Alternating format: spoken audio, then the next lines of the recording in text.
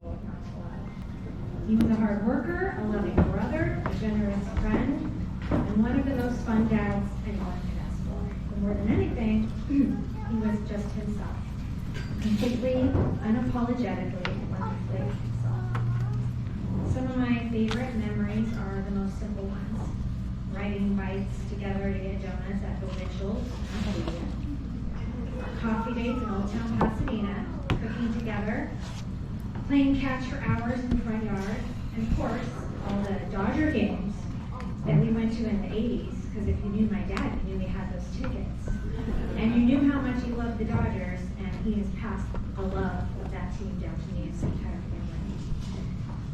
He was good at everything he did, and I mean everything. He could ride a unicycle. He would just bust it out while the kids were playing outside and ride down the street on a unicycle. He could juggle. He could fix anything, including my garbage disposal over FaceTime. Taught me how to make a vortex. So that was pretty cool, with the garbage disposal in the sink. He was incredibly street smart, and he was the person I could always call in the middle of the night knowing he would pick up. He had some very specific passions in life. He loved cars, especially his Porsches. And let's just say that eating in them, getting near them, or too close to them was not encouraged. He loved Big Bear. He loved laying in the sun, doused in baby oil, and somehow got a tan I was not able to achieve. He loved carbs in a way that I've never seen before. This is a man who made toast to scoop up mashed potatoes, and would eat macaroni salad with tortilla chips. I have unfortunately inherited this trait. His meat was always well done, no discussion. He was also famous for his sayings. Things like, I got more blank than Carter's got pills. I'm sure we've all resonates. Or 10 ways to Sunday. And if you heard those phrases, you knew you were talking to my dad. And where's my cousin Michael? There he is. We always laughed because Dad would respond to anything we said with a no, no, yes, no. Just Dad. Even though he could be tough, coming home every night from work dirty and exhausted, he was a total softie. He was unbelievably tough, actually. In fact, when he was a kid, Dad tells a story that he got hit by a car 3 different times by the same person. And honestly, that perfectly sums up Rick. Resilient, unbreakable, and somehow able to turn even that into a story. As kids, we would sneak pets past him, and even though he said he didn't want them, he fell in love with them almost immediately.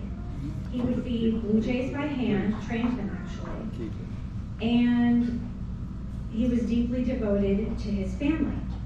When his mom, my grandmother Bobby, passed away, he carried that love for her so deeply that he would still tear up whenever she was mentioned. It didn't matter what story you were telling about her, he was going to choke up. He also choked up anytime you mentioned his grandson Jack becoming a fireman. Just couldn't help it. But that was my dad. Strong on the outside, soft on the inside. He had the biggest sense of humor. He loved playing jokes, like pretending to take us somewhere boring, like a spa show or a ski show. You guys know my dad loves spa shows. But then he would jerk the car over and it was into the Disneyland parking lot. We had a lot of fun memories. He was goofy, he did impressions, and the kids absolutely adored him. In fact, even my high school friends loved him. And yes, that includes the time he chased down some TPers on the 210. It was the 90s. I think you'd be arrested if you saw what he did today. He knew how to have a good time. He loved his Harley. He loved working at his younger brother's Christmas tree farm. He loved great music like the Beatles, the Beach Boys, the Rolling Stones, and James Taylor, and he made sure I listened to them too. He had his favorite meals like hamburger steak and cheese bread from Northwoods Inn.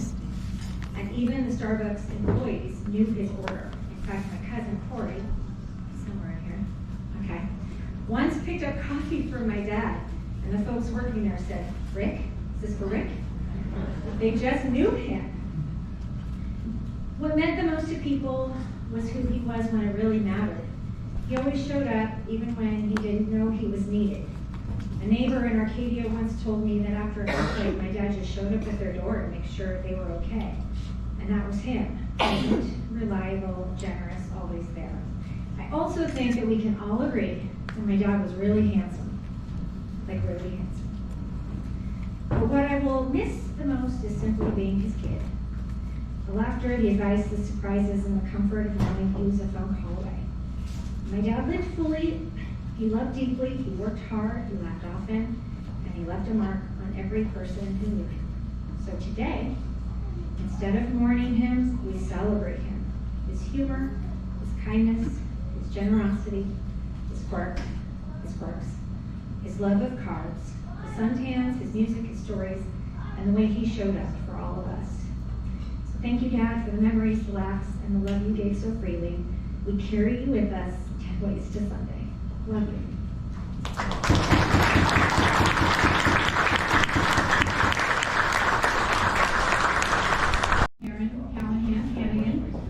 And before I say my little tribute to my years with Rick, I just want to tell how proud I am of my daughter, Allison. Baby, you did it. You made your daddy proud. You did. Of course, she had assistance from the best son-in-law anyone could order, my Casey Coyman, and then, of course, the best sister wife anybody could have, Dorothy Anderson.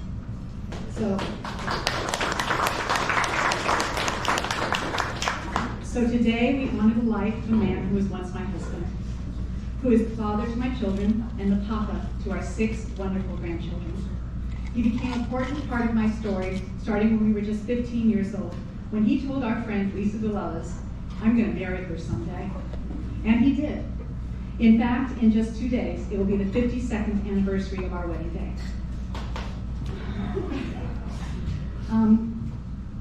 We shared a life of over 30 years together, entwined, shaping one another in a way that time can never change. I could tell you a million experiences that we had building our home together and raising our family. Many of you witnessed it. And although our lives eventually moved in different directions, the years we shared mattered, and so did he. He and I would often reminisce about our days on Curtis Avenue and Santa Rosa Road, and we agreed they were indeed the best times of our lives. Rick was a strong, athletic, and handsome man. And as Allison said, he could fix anything. Once when we were on a family boat trip, he fixed our boat's engine with a gum wrapper. I am not kidding. He was MacGyver. He was also so funny. It was impossible for me to stay mad at him if he started talking in that Donald Duck voice. And he always cracked me up. And then there was this one time, I wondered if I should say this, but I'm going to do it, where after a big Italian dinner, we came home and he announced to us, "Buca de Beppo is packing the poo-poo." Allison, Casey, and I were on the floor laughing. Other things I've always admired about Rick is that he was reliable, unfazed, hardworking, and generous. Reliable because he showed up when it mattered, as Allison touched upon. It was always comforting to know that you could always count on him, and this included after our marriage ended. I could still call on him and he would be there for me. Unfazed because I could be in a fury about some little thing, and he had a way of calming things down. I remember when the Sierra Madre earthquake hit, and I was standing there with our 2 children clinging to me, terrified, feeling completely overwhelmed, and Rick just grabbed a broom and got to work. His calmness was contagious to us, even though all 4 of us did sleep in the same bed for about 2 weeks. Hardworking, obviously, one of my things, because not only did he have the extremely physical job of running Royal Termite, but he would still come home, do the things needed to maintain our home, keep up with all the kids' activities, support me in my activities, and be willing to help others, quick to offer assistance to neighbors and friends however he could, and generous to a fault. Yeah, I was that person that drove a brand new car off the showroom floor with a big bow on it. He arranged it. And if I said I liked a blouse, sure enough, I got one in every single color for Christmas. Rick had his own way of moving through the world, his own strengths, his own imperfections, humor, and heart. Boy, did he have a big heart. He never told a story that he didn't embellish, and he got away with stuff because he was just so darn charming and genuinely likable. I mean, really, who else do you know who got to try on a green jacket at Augusta? He did. That was Rick. Like all relationships, ours held both joy and challenges, but most importantly, also held memories, growth, and moments that helped define who we each became, and for that, I'm eternally grateful. Throughout the years, we stayed connected, and one thing we always agreed upon was how much joy, pride, and love we experienced raising our family. Plus, there were just so many inside jokes and crazy shared experiences that only we could talk about, so we did. I always welcomed him with a big hug when I'd see him, and the last time I saw him was December 21st at Dorothy's house, just 4 days before he passed. There was something he wanted to tell me that shall forever remain a mystery. We thought we had more time. It's hard to believe he's gone. Losing him is a reminder that life is fragile and that every chapter leaves a lasting imprint. Not only do I remember him for who he was to me, but for who he was to others. A loving dad and a papa, a boyfriend, an uncle, a brother, a friend and neighbor, a loved one whose absence will be deeply felt by many. So today, I honor his life with respect, compassion, and gratitude. I acknowledge our shared past and find comfort in the love, lessons, and memories that remain. Please raise your glass with me and toast an amazing man who will always be remembered fondly. Here's to you, Rick. Thank you. And now, I'd like to invite Dorothy to come to the podium. All right. So I didn't have to do this to the first two speakers, but Rick used to say to me if I got teary-eyed, "Buck up, Buttercup." No crying in baseball. But as both his daughter and Sheri said, he was very emotional. And after he got home from he got home from his last trip to the hospital, we watched Father of the Bride 1 and 2 and talk about being a big crybaby. And I looked straight at him and said, "Buck up, Buttercup." So, we were together 5 years. He loved his family. He loved my family. He was just a great guy. During those 5 years, he closed for us. It was time. I told him it was time. He agreed. But it broke his heart. He worked very hard for, 50 years plus. He worked with his dad, his family. He had the life. He lived the life. I would tell him, he lived the life. He didn't care for retirement much. He would tell me, "I don't have enough to do. I just sit here and watch TV. I'd really like to garden. I'd like to do something really special in my house, in my yard. I would like some grapevines. I want some shock factor in my life. I want to shock the neighbors." Well, let's do it. So we planted grapevines. And we'd be out there every morning for the last 2.5 years, 3 years this year. And the grapes would grow. We'd be out there morning, noon, and night checking those grapevines. And the grapes started to grow, and people would walk by, and we'd be on the porch, the kids would walk by, and they'd say, "Are those grapes?" "Yes, those are grapes." Boy, the birds would put those grapes. And he got it. He got his shock factor. So he loved that garden better than anything. He was so proud of it. He loved going out to Big Bear, of course, we mentioned that. He loved those Big Bear eagles. He'd listen to the news and he'd call me and say, "Hey, the eagles are in the nest again and they're laying eggs. We're going to have to watch that. We're going to have to go up there." His brother Brad bought him some really high-end binoculars. So we'd go up there and drive around and see if we could see them. Of course, they'd make these turns. They'd fly over the lake in the afternoons and go fishing, and we'd catch them every time. One of the things about Rick in retirement, he fought depression quite a bit because he felt a little isolated. And I was just telling Carrie's sister, I would remind him and try to talk him off the ledge and say, "Rick, let's remember this. What are the best times of your life? What is one thing in your life that you can remember is the best time of your life?" And he'd say, "Oh, I can't really pick one." I said, "I can. I've known you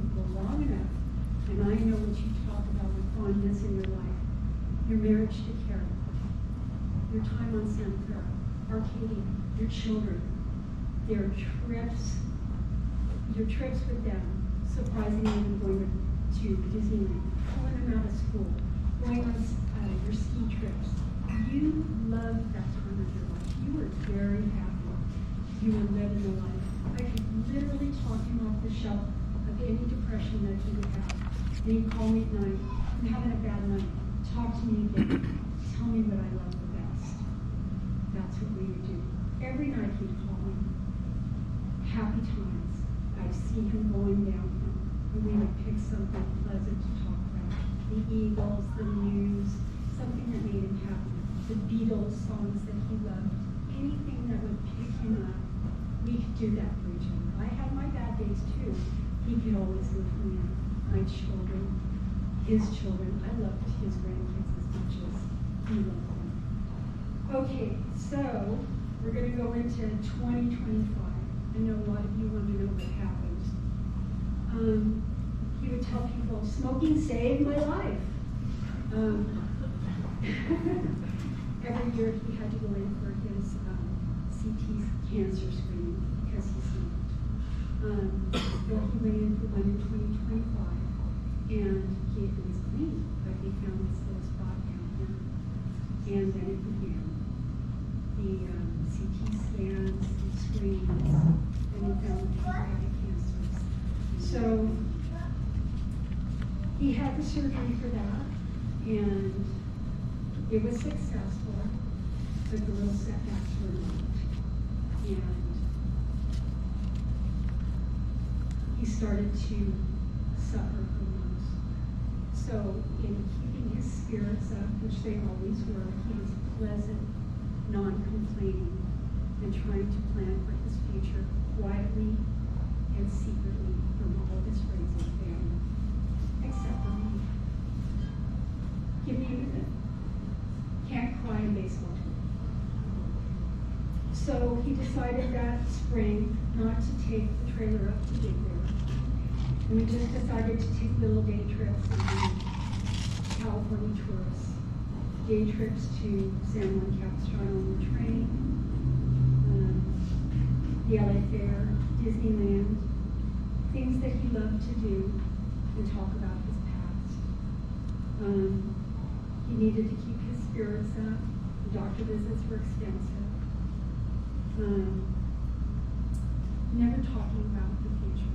Never wanting to upset anyone. Never wanting to upset his daughter. Never wanting to upset the people that he loved. He was hospitalized the day before Thanksgiving, and it was grim. And 2 weeks later, he was released home to my care. And there we go again. And those 3 weeks were precious. We had visitors of family. We wouldn't have been able to do it without Sheri and Maya, and without Allison and Casey and Jack and Karen. And the last night with Corey, we had a visit from Linda Lamb, his good friend. Quite frankly, they gave me the break I needed. But first and foremost, Rick was extremely pleasant and never a word about his discomfort to anyone. I give him just the best praise for keeping the family in a positive manner. When we first got home, this is funny, we're gonna go funny now. Okay, he got home, he said to me, "Can I smoke?" I said, "Sure, you can smoke." "Well, okay, can I smoke in here?" "No, you gotta get in a wheelchair. We go out to the porch, but get in a wheelchair and we can go out on the porch and smoke, and I'll smoke with you." "Okay, go out, get some money from my wallet, unless you've taken it, and go get me some smokes. They're over there on the table. 2 packs, get me some smokes. Can we go to Shamrock? Can I go home for a little bit and go to Shamrock? That's the street that we lived in." I said, "Sure." You can go to Shamrock. If you can get me to Shamrock, if you can get in a wheelchair, I'll call your brother. We'll go to Shamrock and we'll smoke. So he never got up. He couldn't get up. But he still had it in his mind, and he knew the cigarettes were there. He could see them. So we had the surge night. We got all that energy back. This is fun too. And he had a night of just talking all night where I just thought, okay, well, are you ever going to shut up? And every time, I was in the other room because he liked to watch Below Deck for 12, 15 hours, and he liked to watch cooking shows all night. But I peeked in on him, and the arms were going like this. Talking. Every once in a while he'd say, baby, get in here. I got to tell you something. So the first time I went in, he said, get dressed, we're going to go to the Del Rey, which is his favorite restaurant to take his dates. I said, oh really, we're going to go to the Del Rey. Yep, get dressed, got something pretty to put on, let's go to the Del Rey. He's leaving. Every once in a while, okay, next time I go in, come in here, baby, got something to tell you. Do you know McDonald's French fries are cut exactly the same length? Okay, no, I didn't know that. Okay, so then the third time I go in, arms are flailing, eyes are kind of going like this, because he's, I don't know, he's on something. And he says to me, because he knows he loves motorcycles, he loves to read about it, he motorcycle. He said, did you know the Hells Angels have a specific lineup they don't deviate from? Of course, I don't know anything about the Hells Angels, and I'm just blocking this, not wanting to hear. I said, yeah, I know that. Last time, in 12 hours of him talking to nobody, he says to me, baby, I should go out there again. Grab your blanket. Come on in here. And sleep with me. Hold my hand. And I'm thinking, oh, he's done. Okay, so he's done with this. Quiet again. Now, one more. Christmas talk. This was the last night we really talked. He wanted to talk about Christmas. He didn't wanted to check with me to see what I wanted for Christmas. Go through the list of what you bought me for Christmas. If you want me to stop talking, just tell me. Christmas talk. What did I buy you for Christmas the first year? Well, you bought me a Tiffany necklace. That was nice. What did you buy me for Christmas? What did I buy you the next year? He says, you bought me a diamond ring. Oh, it's so beautiful. But as he's leaving to go home, because I'm going to my family's for Christmas, he yells at me, it's not an engagement ring. Third year, he took me shopping. Great. Anything I wanted. Fourth year, he's up in Porterville with his brother Brad. Brad and Rick go shopping. He comes home, he's so proud of his gift, it's all wrapped up. Rhonda, his sister-in-law, and I get matching weighted blankets. The fifth year together, he says, I need your list. I think I'm messing up here. I said, no, I'll give you a list. I give him a list. I said, do you want me to write it down? He said, no, I remember. He walks in with a huge box, and it's a toaster oven. And I look at him, he goes, can you make that face again? He says, okay, well, this year I need to know what you want for Christmas. And he's in bed. He said, you want to know what I want for Christmas? He says, do you want a big diamond ring? No, I have a diamond ring. I love this ring. Do you want to get married? He said, no, not that one. And he says to me, what do you really want? I said, I want you.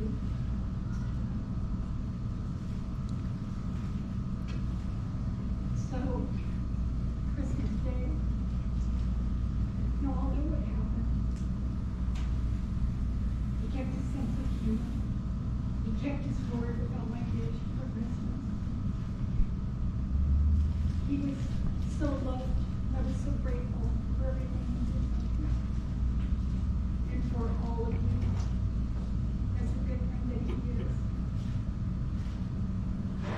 took care of all of us, and I'm so happy to have spent the time that I got with him. Thank you, everyone.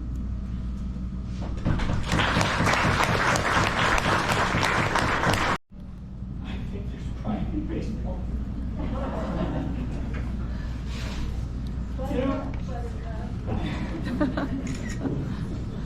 You know, when you don't go first, you're at a disadvantage. They said everything I wanted to say. When Allison and her friends, I guess was he being, and Rick, chasing them on the freeway,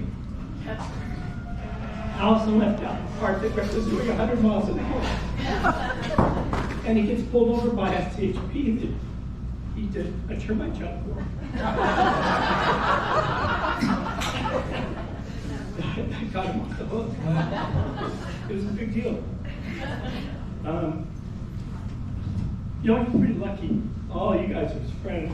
We have people here that know me and Rick, Joe, Rob, Pete, almost 70 years. My cousins are here. This is hard. Rick was a great guy. He pioneered a whole different way. He went his own route. He was probably the only termite man, I don't know. You wear shorts during termite too? Yeah. Okay, this is one of Rick's employees. You know he's a good guy if your employees come back. And so, Rick wore shorts. It was quite the deal. He had it all embroidered real nice and everything. The gentleman who designed all this is here today. They said how Rick was generous. Oh yeah, I saw him give many people a $100 bill. So sure, they remembered his name, his order, his Starbucks. He just walked in and they had it sitting there. Bartenders did him a disservice. His drink was sitting there. I was against all that stuff, but you know, what are you gonna do?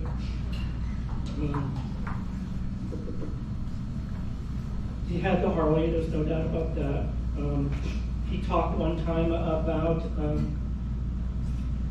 it's a whole nother world to pull up to next to a family and the door's all locked. Rick's sitting there, he's got tats and pierced and super long hair and all this stuff. And he says, and they lock the doors. And that's for me.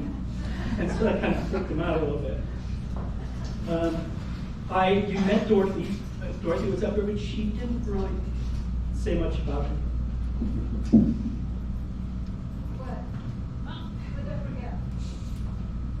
Dorothy was Rick's fiance. He talked of a life where the two of them were going to get married. Of all places, he wants to move to Long Beach by the Marine Stadium, where Karen happens to live. And they were going to travel the world. They were all ready. And time, like she said, right now. So, anyway, enough of that, I guess. On the behalf of the Hannigan family, I would like to thank you all for coming out to celebrate the life of my brother, Richard Allen Hannigan, born on a Tuesday, February 2nd, 1954. My name is Mike. I'm Rick's older brother. Rick has 2 children. There is crime in baseball. Rick has 2 children, Casey and Allison, with 6 grandkids. He was married to Karen Callahan until he wasn't. Karen, Rick adores family. He was the proud parent of 2 very successful kids. Casey's a lawyer. Allison is a former business development manager. And I'm sorry, Allison, but I don't know you anymore. I know you went on to a bigger, better job, but that's all I could find online.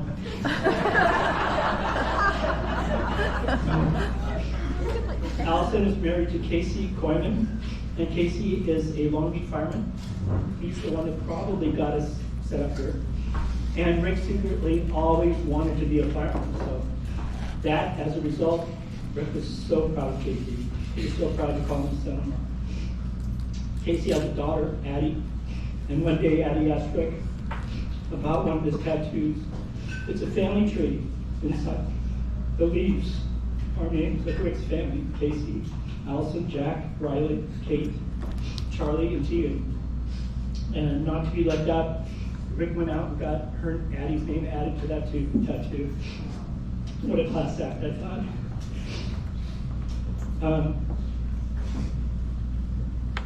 It's a great tattoo. Rick likes tattoos, he has a lot of them.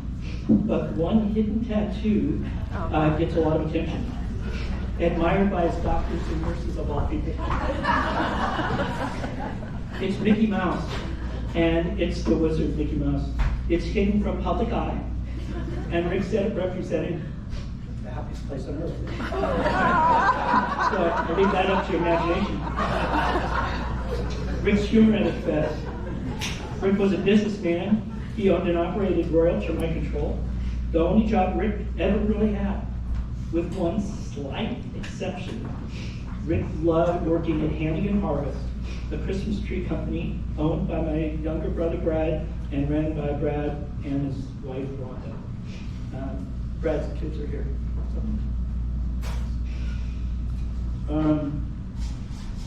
Rick looked forward to the several weeks. It's probably the only job he didn't do besides termite, and I'm not even sure if he got paid, but he just loved doing it. Or, if another way, ask the kids getting in the way. Because didn't Rick tie a tree on a car and it fell off? Yeah? Okay. Rick led a full life. He coached Little League. He played tennis. He golfed. It just goes on and on. Snow ski, water ski, rode dirt bikes, sand rails, had a power boat, had a Hobie Cat sailboat. He was actually in a Hobie Cat club of some sort. Correct, Karen? I think so. Yeah. And in the middle of all that, he had the time to go out and buy a Harley. The Harley was something that I didn't like. Rick rode it a long time without, it's not if you crash, it's when. And so I didn't like, I followed Rick to get a service going, and I got, can't have this bike anymore. And so recently, I actually helped sell it out from under him. And so Rick was one of the only people I know that never got in an accident, which is pretty cool. He didn't want to sell it though, it was his baby. He loved cars and trucks. His most famous one was probably his van that he had in high school. He and my dad painted it bright yellow. The inside was lined with white sheepskin fur. It's a big bin of fur, inside. And this is in high school, mind you. It was definitely a showstopper. We nicknamed it Sin Bin. Rick wanted to paint that on the side of it, big letters, look pretty, Sin Bin, but Mom said, absolutely not. Rick also had a sweet red Chevy 4x4 truck. He named it Strawberry Shortbed, or Karen did. Mom was okay with that name. It may seem strange, but we name our trucks. One day Rick calls me to go look into a Jeep at our local dealer. He was too busy to go see it, so what did they do? Same thing. Once he got the okay from me, he bought it that night, after work. That day started something completely new for all of us, and that was called off-road adventures, where we go off-road and do crazy stuff. Rick lifted that Jeep, put large tires on it, crazy bright lights, and again, Rick named it Shenanigans. Well, I got that bug, so I went out and I bought a Jeep. Same color as Rick's. White with black trim. With Rick's permission, I named mine Shenanigans. Jeep Twins. Not to be outdone, son-in-law Casey runs out and gets a Jeep. Not white, and no shenanigans on his. My boys all had special bonds with Rick. Michael and Rick would go bar hopping in Big Bear and cause a lot of trouble up there. Robbie and Rick cooked up a storm trying to outdo each other, and I'm telling you, the stuff they cooked was amazing. I always got the benefit of it, but the two of them said, "You're clean." So I had to clean up the big mess between the two of them that they caused. And Corey, he worked at Royal Termite for a short period of time. As kids, we basically were unsupervised. We left in the morning and came home when the street lights came on, or if my dad whistled. And I find it interesting that not everybody can whistle loud. Rick and my sister Sheri can whistle very loud, and family always recognizes their parents' whistle. Some of you may have heard Rick whistle from time to time. It sounds a little bit like this. And Rick's probably louder. But can you imagine my sister Sheri doing it? So when my dad would come out and whistle, we all knew we had to come home. When my kids played sports and they weren't sure if the parents were there, I just whistled and they'd come and go, oh, Dad's here. Now remember, this was in the late 50s and 60s. We had no cell phones and no video games. Thinking back, we were probably kids that your parents told you you shouldn't play with those family toys. The trouble we got into then is definitely not acceptable by today's standards. My kids were angels compared to me. Early on, Rick had money-making spirits. No lemonade stand for him. Instead, he pulled a wagon around the local park during lunchtime with an ice chest full of canned drinks. He took requests from customers, and they kept him very busy. David tipped him. It was great, you know. He had that, how do I make money? And this one you might like. One street over from us was what they called Black Light Christmas Lane. Cars lined up for blocks. Rick, maybe about 12 at the time, got an idea. He dressed up, he went knocking on the car windows, and he started asking for donations. He made literally a small fortune. He came home with pockets full of all his money and everything going, oh my God, we want in on that. Anyway, that was a great deal, but one of the neighbors who lived on that street said, I don't know anything about donations. And so that kind of ended that scam of politics.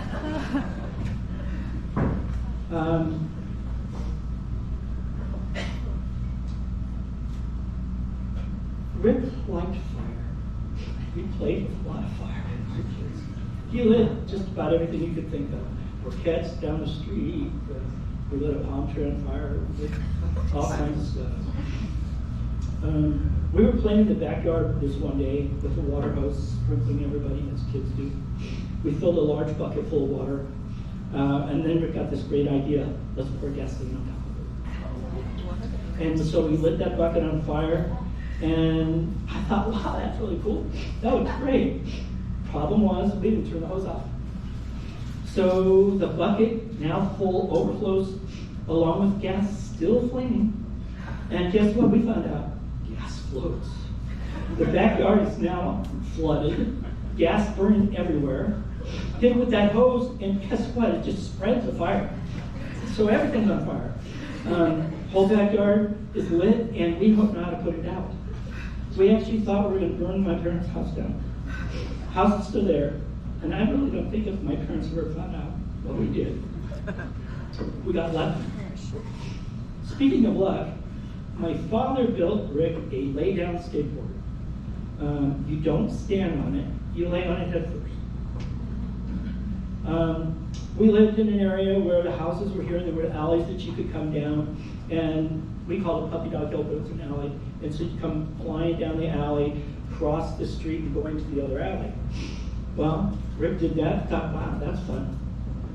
So he wants to do it a second time. So Rick's flying down the alley, he enters the street just as a car happens to be coming. At the exact same time, car slams on its brakes, not quite in time.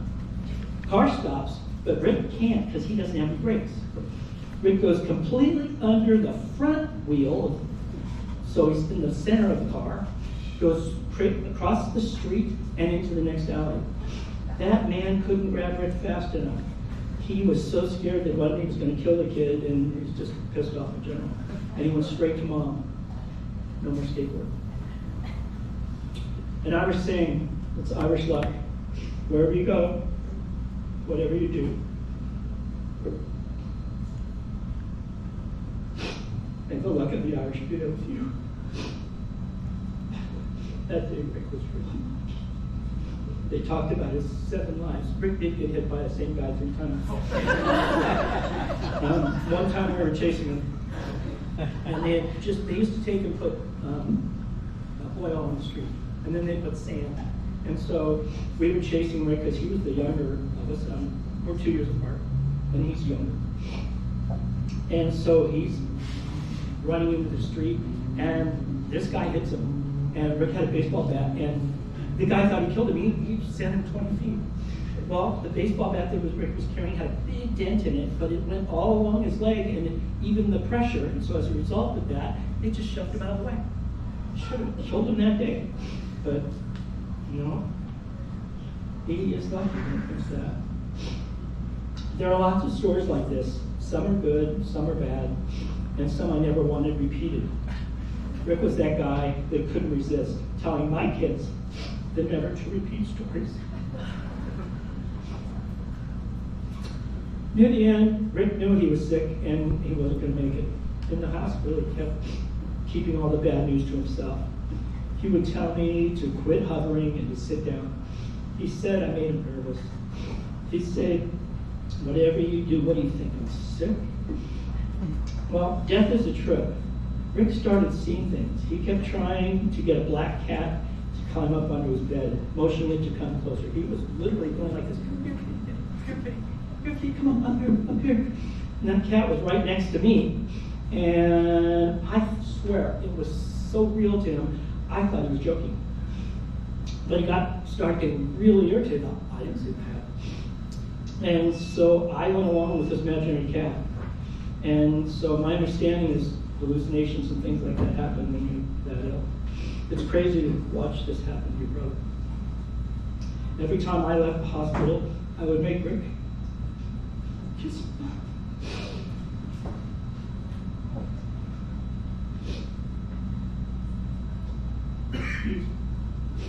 me on the cheek and tell him I loved him.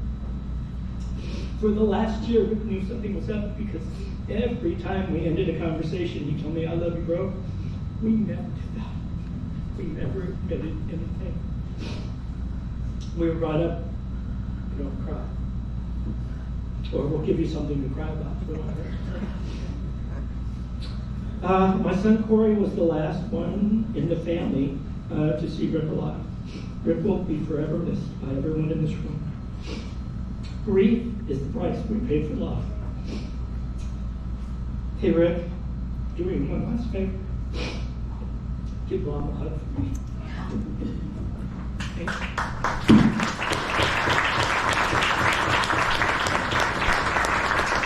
Well, I'm a nice oldest son.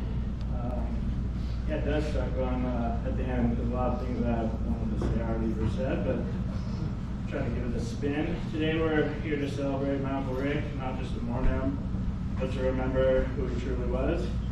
If you knew my uncle, you knew he lived the life his way.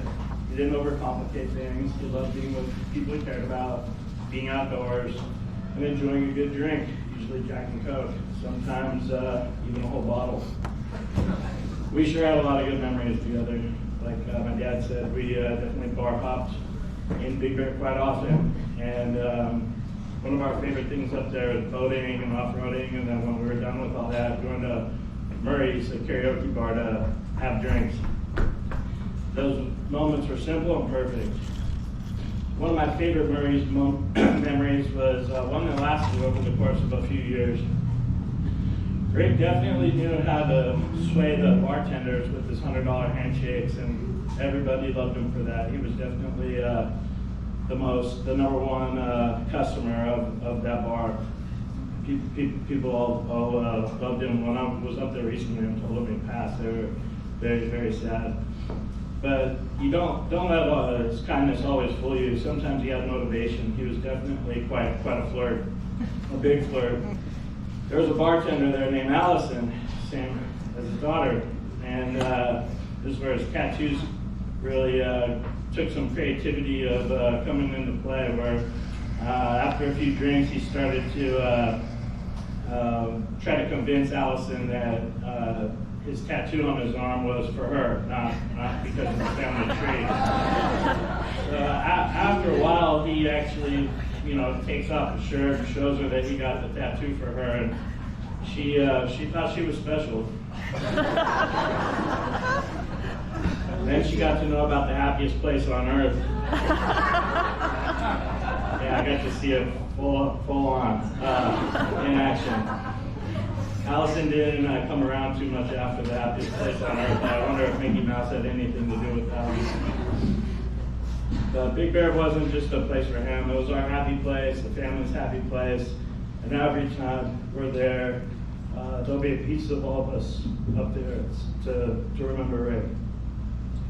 Then there was also the late night phone calls. If you knew Rick and you loved Rick, if he loved you, you got some of his late night phone calls. Late night, out of nowhere, sometimes you just see his name pop up and you knew exactly what kind of call this was going to be. It was a little like, hey Michael, no, yeah, no, yeah. No, yes definitely came out if you knew about it.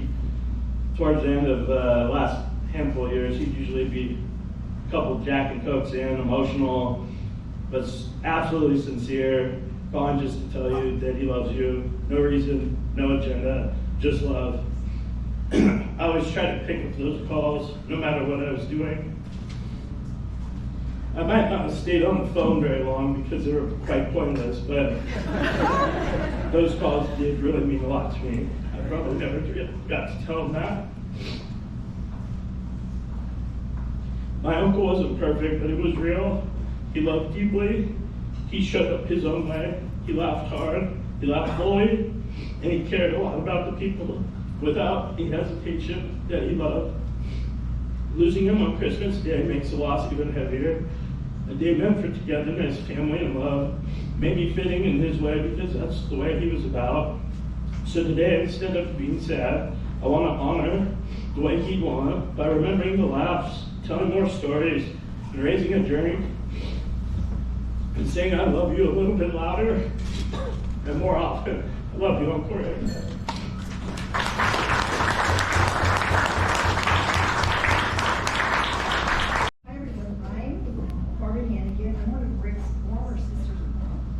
I was married briefly to his older brother Mike, like centuries ago, and our daughter Carrie is Rick's niece. I was thinking about when I first met Rick. I'd gotten to South Pasadena Junior High like in 1967, in 9th grade. I just moved there. I was brand new. I didn't know anybody. And it was interesting because Rick and I weren't in any classes together. We were even in the same grade. But I knew Rick. Like he was such a cutie and such a standout. Like this is him in 7th grade. And I'm telling you, you look at this picture like he's already up to something. He's got that clean design. But when I went to see him at Huntington Hospital early December, I peeked in his room and he looked like he was asleep. So I turned to leave and his nurse was there. She goes, no, he's awake, go in and see him. I got to the door and he said, hi Barbara. Like I was just there yesterday, but it had been a while. I went in, he was watching Friends on TV, so I just sat down and then we watched the show for a while and chatted a bit. And one point I said, sometimes my mom's passed, I feel like I hear from her, I hear things. And he said, oh, Louisa, it was wonderful. I love that you remembered my mom. And he called her Louisa. She would have loved that. I said, hey, did you ever hear anything from your mom? He said, oh, I said, did you ever hear anything from your mom? And he said, oh, yes. Like when I am doing something wrong, she's like, Ricky, don't do that. And that was so his mom. She had no qualms about telling me you needed to straighten up in her life. And I said, so do you ever hear from your dad? And he said, no. So as a reference, when I was looking for this picture, Rick, I took this up at the cabin in Big Bear like in 1972. He's like 18. I came across a couple pictures of his parents, and I thought, for those of you that didn't really know them, I had a couple pictures when I took of them just to give you some kind of insight into Rick. So this is his dad, Joe. This is Big Bear, and it was a very sunny day, and he wanted a hat, but he didn't have a hat. So he just fashioned one out, and brown paper bag, I don't know how. But he was really clever like that. He could fix anything in a really creative way. He was very MacGyver-like that way. I love Brad's back here smiling at him. And then Joe smiles through his teeth. His hand in his head with his beautiful teeth, and these are their king. So this is his mother Bobby. I took this at World Termite like around the same amount of time, and she was so beautiful, and she was the sunshine of the whole family, everybody in her orbit. She was the queen bee. Her family was everything to her, and she was so proud of all of her kids, Sheri, Mike, Rick, and Brad, and she was so proud of all of them. She would be so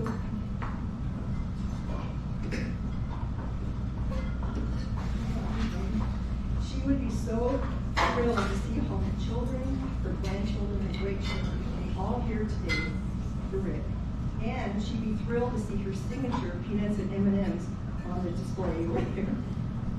I have a quick story about her. The very, very first time I met her was at their house in South Pasadena, and they were going out somewhere, and she came out of the living room, and she had on this black dress with like black boa around the neckline and on the cuffs. And I just looked at her, she looked so pretty. She looked at me and she said, "Oh, hello, does this dress make me look like a floozy?"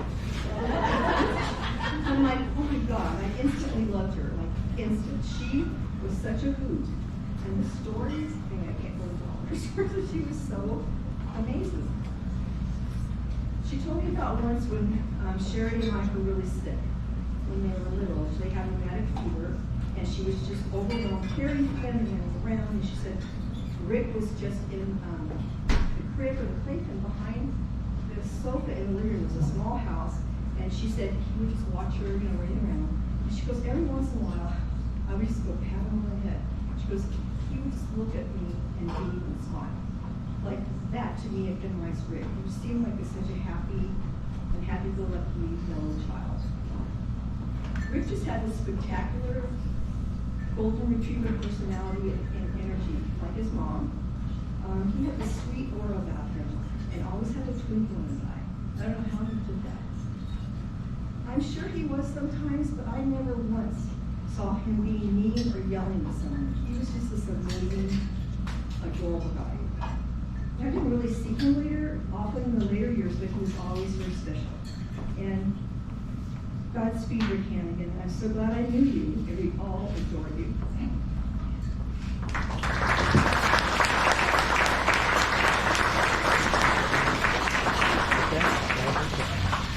I think I'm the last one, so thank you everyone for enduring all of these speeches about our wonderful Rick, my papa.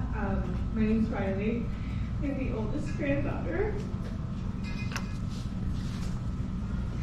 I didn't think I was gonna cry. Okay. My papa was an amazing husband and father and even better grandfather. He always took care of us, and being the oldest girl made me feel so special. He always loved his girls. And I remember on Christmas, I think I was like 10 or 11, he gifted me this Tiffany floating heart necklace. And I thought I was the most beautiful, special gem in his world. And he always was willing to do everything for us. After my freshman year of college, I wasn't gonna have housing for like 2 weeks, and he said, "Come live in my apartment, I'll leave. Have the whole place to yourself." And I was like, what? So I invited my friends over. We all had a best time at Papa's place. We didn't have AC, but that was okay. And he left us a note saying, "I'm so happy you're here." He was just the best like that. And about in 2025, I got a flat tire 10 minutes away from his house, and I called him scared, not knowing what to do. And he said, "I'll be there, don't worry." And I said, "Oh, it's okay, I already called AAA, they're coming." And he just sat on the phone with me until we got there. And told me, no matter what, I'm always there for you, and don't forget that. And, he loved hard, and any love you gave him, he gave it back to you times 10. And I think everyone here in this room felt that. And thank you so much, everyone, for coming. He lived an amazing life, and I feel lucky and lucky for my siblings that we all get to carry a part of him in us and live on for him. And I couldn't ask for anyone better to admire and live with and carry on his memory. So, thank you.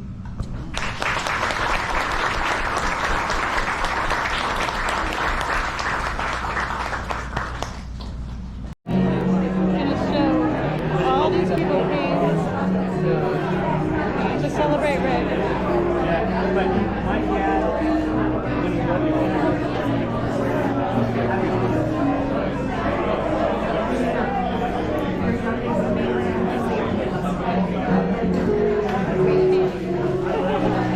Nobody else no pressure. Yeah, no pressure. Nobody else